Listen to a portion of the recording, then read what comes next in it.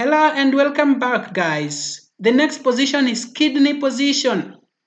In this kidney position, it has similarities to lateral position, as we are able to see. The main difference is that a lift is placed underneath the patient's abdomen. Again, to promote patient comfort and safety, you will need to use cushions and security belts to keep the patient positions correctly. This position can help the healthcare team better access the retroperitoneal space or lower back abdominal cavity.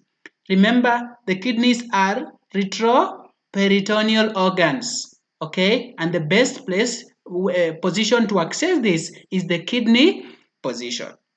So what do you need to watch for while the patient is in the kidney position?